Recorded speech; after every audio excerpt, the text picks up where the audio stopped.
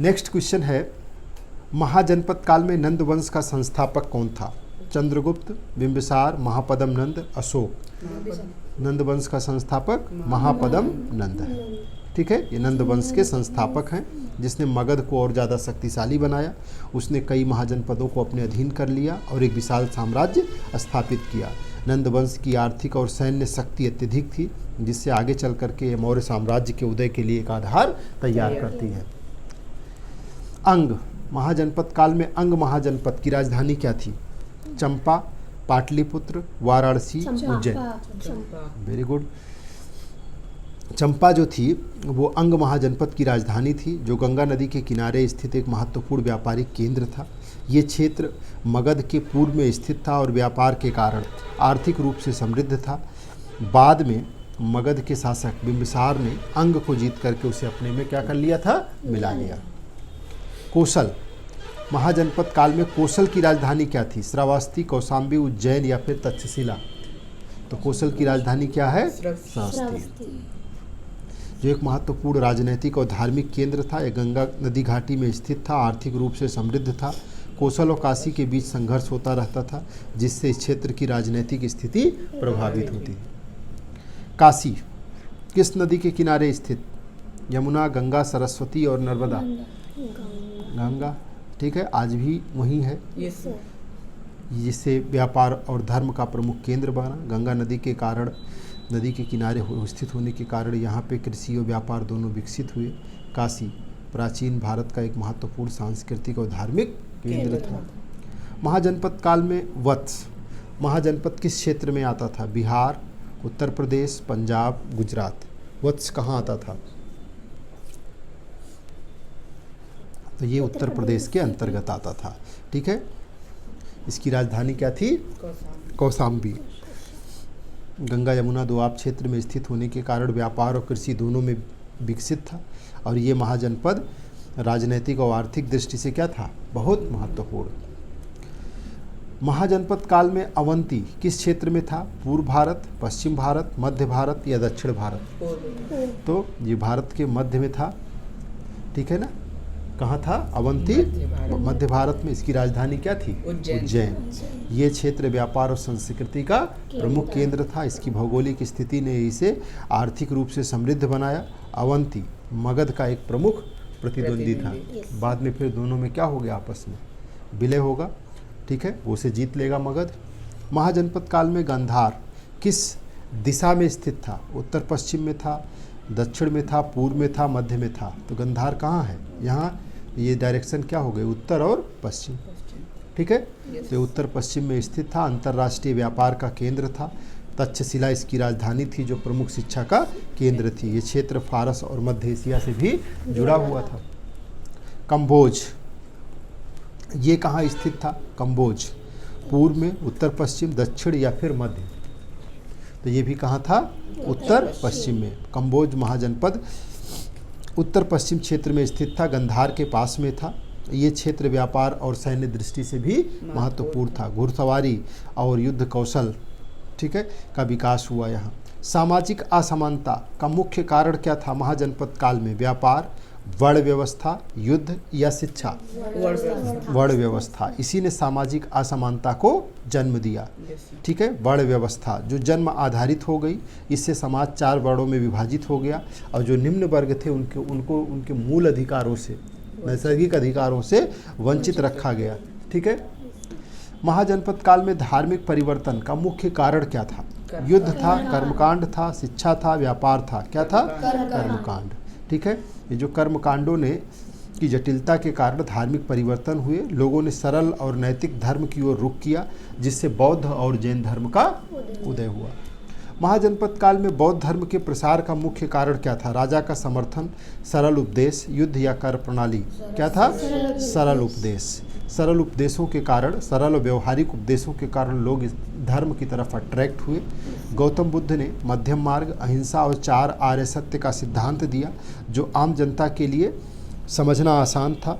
वैदिक धर्म के जटिल कर्मकांडों से परेशान लोग क्या हुए? बौद्ध धर्म की ओर आकर्षित हुए।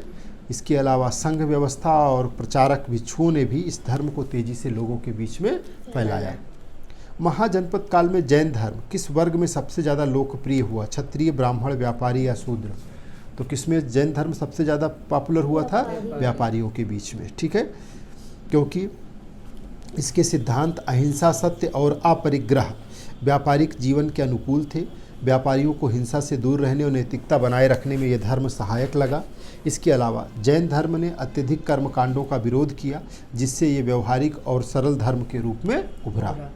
महाजनपद काल में नगरों के विकास का मुख्य कारण क्या था? युद्ध, व्यापार, शिक्षा या धर्म? किसके कारण नगरों का विकास हुआ? तो व्यापार के कारण, ठीक है। इसका मुख्य कारण क्या था? व्यापार। व्यापारिक मार्गों के किनारे किनारे नगर बसे, जहां व्यापारी और कारीगर रहते थे। जो ज़्यादा कृषि और अधिशेष कृषि उत्पादन ने व्यापार को बढ़ावा दिया, जिससे व्यापार और नगर विकसित हुए। पाटलिपुत्र, उज्जैन और वाराणसी जैसे नगर आर्थिक और प्रशासनिक केंद्र बन गए और ये नगरीकरण का प्रारंभिक चरण था, ठीक है ना। महाजनपद काल में सेना का मुख्य उद्देश्य क्या था? शिक्षा, विकास, राज्य विस्तार, मनोरंजन, है ना। तो ये आंसर होगा राज्य विस्तार, रक्षा। महाजनपद काल में राजा की शक्ति का मुख्य आधार क्या था? धर्म, सेना, कर, शिक्षा या व्यापार? राजा की शक्ति कहाँ पे सीमित थी? सेना और कर पे ही जाके निर्भर करती थी, ठीक है। जितनी बढ़िया सेना, जितना अच्छा टैक्स, उतना ज़्यादा ग्रोथ। सेना उसे युद्ध में विजय दिलाती थी। कर से प्राप्त धन प्रशासन और सैन्य व्यवस्था को चलाने में सहायक होता था। मजबूत कर प्रणाली ने राज्य को आर्थिक रूप से सुदृढ़ बनाया। इससे राजा की स्थिति मजबूत हुई, केंद्रीकृत शासन व्यवस्था विकसित हुई। महाजनपद काल में प्रमुख शिक्षा केंद्र कौन था? नालंदा, तक्षशिला, विक्रमशिला, तक्षशिला, ठीक है, बिल्कुल। तक्षशिला महाजनपद काल का प्रमुख शिक्षा केंद्र था, जहां राजनीति, चिकित्सा, युद्ध कला और अन्य विषयों की शिक्षा दी जाती थी। कहाँ था ये? गांधार महाजनपद में। तक्षशिला कहाँ था? किसकी राजधानी थी? गांधार महाजनपद, ठीक है। अंतर्राष्ट्रीय स्तर पर प्रसिद्ध था। दूर दूर से दूसरे देशों से बच्चे यहाँ पढ़ने आते थे। विभिन्न क्षेत्रों के विद्यार्थी यहाँ से शिक्षा प्राप्त करते थे। ये प्राचीन भारत के बौद्धिक विकास, इंटेलेक्चुअल डेवलपमेंट का एक महत्वपूर्ण केंद्र था। कौन? तक्षशिला, ठीक है। महाजनपद काल में धर्म का स्वरूप कैसा हो गया? जटिल, सरल या नैतिक, वैज्ञानिक या केवल कर्मकांड? कैसा हो गया? सरल और नैतिक हो गया। अब कौन कौन से धर्म आ गए? बौद्ध धर्म, जैन धर्म आ गए। तो जो उत्तर वैदिक काल में जटिलता आई थी, अब उसको रिप्लेस किया गया। इन धर्मों ने कर्मकांड का विरोध किया, नैतिक जीवन, अहिंसा, सत्य पे जोर दिया, जिससे धर्म आम जनता के लिए ज़्यादा सुलभ और व्यवहारिक बन गया और ये धार्मिक सुधार का एक महत्वपूर्ण चरण बन गया, ठीक। महाजनपद काल में आर्थिक विकास का मुख्य आधार क्या था? बताओ। उद्योग था, व्यापार था, कृषि था, कर था? क्या था? आयुष। चलिए, उद्योग तो नहीं था, कर ये भी नहीं था। अब बताओ, व्यापार था या कृषि था? महाजनपद काल में आर्थिक विकास का मुख्य आधार कृषि था या व्यापार? कृषि। चलिए देखते हैं, बिल्कुल सही है, ठीक है। अर्थव्यवस्था का मुख्य आधार कृषि। भाई कृषि करोगे तभी तो व्यापार करोगे, वरना व्यापार किसका करोगे? तो गंगा घाटी उपजाऊ क्षेत्र और लोहे के औजारों के उत्पादन से कृषि का उत्पादन बढ़ा। अधिशेष उत्पादन ने व्यापार और नगरीकरण को जन्म दिया। इससे राज्य को कर प्राप्त हुआ, आर्थिक व्यवस्था मजबूत हुई। कृषि ने पूरे सामाजिक और राजनीतिक ढांचे को स्टेबिलिटी दिया, ठीक है। तो बहुत इंपॉर्टेंट क्वेश्चन था, लोग इसमें कंफ्यूज हो जाते हैं और किस पे चले जाते हैं? व्यापार पे। महाजनपद काल में राजनीति का स्वरूप कैसा था? लोकतांत्रिक, केंद्रीकृत, अराजक या संघीय? तो कैसा हो गया? महाजनपद काल में राजा है तो केंद्रीकृत, वही न्याय का भी सर्वोच्च अधिकारी, सब कुछ वही देख रहा है। सारी शक्ति कहाँ केंद्रित हो गई? राजा में, ठीक है। महाजनपद काल में राजनैतिक स्वरूप अधिक केंद्रीकृत था, विशेष करके राजतंत्र वाले राज्यों में राजा के हाथ में शक्ति केंद्रित थी। वो प्रशासन, न्याय और सेना का प्रमुख था।